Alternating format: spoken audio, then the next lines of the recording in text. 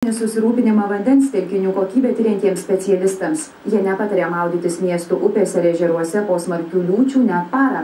Matomet rizika užsikrėsti įvairiomis infekcinėmis ligomis ypač padidėja. Tačiau poilsiautojai tokius perspėjimus dažniausiai numoja ranką. Prie pagrindinio sostinės paplūdimių vanduo šiemet švarus. Tai parodė Visuomenės sveikatos biuro tyrimai. Tačiau Vilniaus rajone vanduo šį mėnesį ne visur atitiko normas.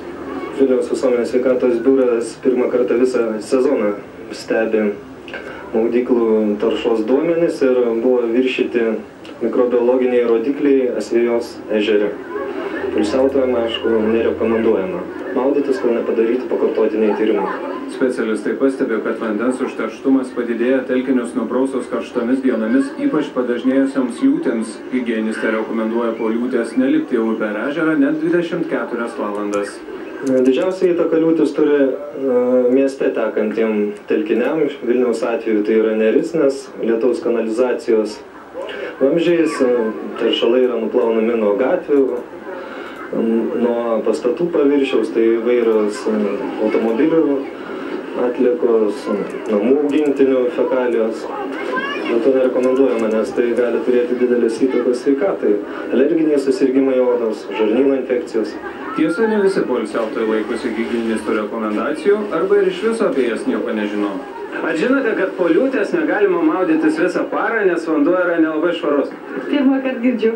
Šiandien paskaičiau, gavom reklamą, tai paskaitėm.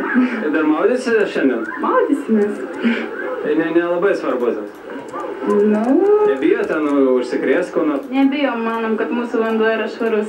Maudėmės ir maudysimės auką. Kartą labai. Nebijote užsikrėsti ko nors? Bijau, bet bijoti vilko bijoti į mišką neiti, ne? O šiandien dar maudysitės, juk neseniai jau Vilnių nuprausė liūtis. Maudysi.